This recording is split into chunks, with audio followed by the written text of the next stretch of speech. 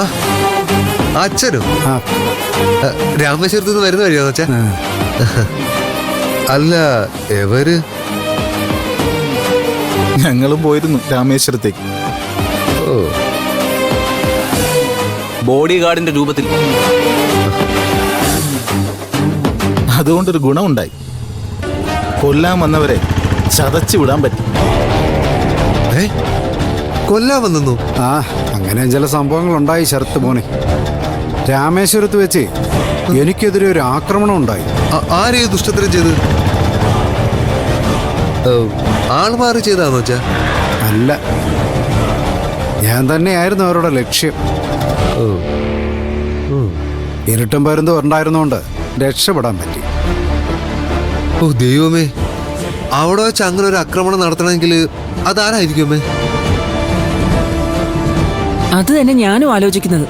ആക്രമണം നടന്നത് അവിടെയായിരുന്നെങ്കിലും അതിന്റെ ആസൂത്രണം നടന്നത് ഇവിടെയായിരുന്നു. ഇവിടുന്ന് അവരെ ഏർപ്പാട് ചെയ്തത്. അപ്പൊ ആര്?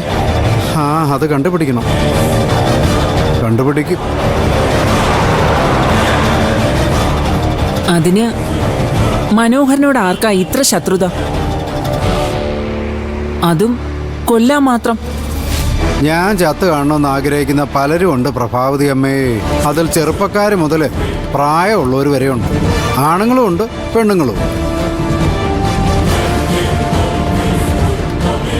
അത് സാരമില്ല, എനിക്ക് ആയുസ് ഉണ്ടായിരുന്നോണ്ടേ വേറെ കുഴപ്പമൊന്നും പറ്റാതെ രക്ഷപ്പെട്ടു. അല്ല, നിങ്ങളെന്താ ഇവിടെ? ഈ കോടീശ്വരന്മാര് വഴിയരികിലെ തട്ടുകടയിൽ നിന്ന് ചായയൊക്കെ കുടിക്കൂ? ഞാൻ കഴിക്കും. പോവാ. 5 സ്റ്റാർ ഹോട്ടലിൽ നിന്നും തട്ടുകടയിൽ നിന്നും ഒരേ മാനസികാവസ്ഥയോടെ കഴിക്കും. അതാ എന്റെ പോളിസി. കോടീശ്വരിയാണെങ്കിലും വന്ന വഴി മറക്കാൻ പറ്റില്ലല്ലോ. വന്ന വഴി മറക്കരുത്. ആ കേട്ടോ ശരത്ത് മോനെ, അടുത്തവണ ആളെ പറഞ്ഞു വിടുമ്പോഴേ കുറച്ചും കൂടെ ഗൃഹപാഠം ചെയ്ത് പറഞ്ഞു വിടണം. എങ്കിലേ എന്നെ തീർക്കാൻ പറ്റത്തു. അതെന്തിനാ അച്ഛൻ എന്നോട് പറയുന്നേ? അത് ചുമ്മാ.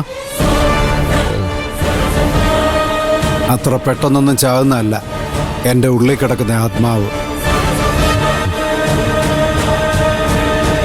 അതറിയത്തില്ല വന്നവർക്കും അവരെ വിട്ടവർക്കും. പോട്ടെ പ്രഭാവതി അമ്മ.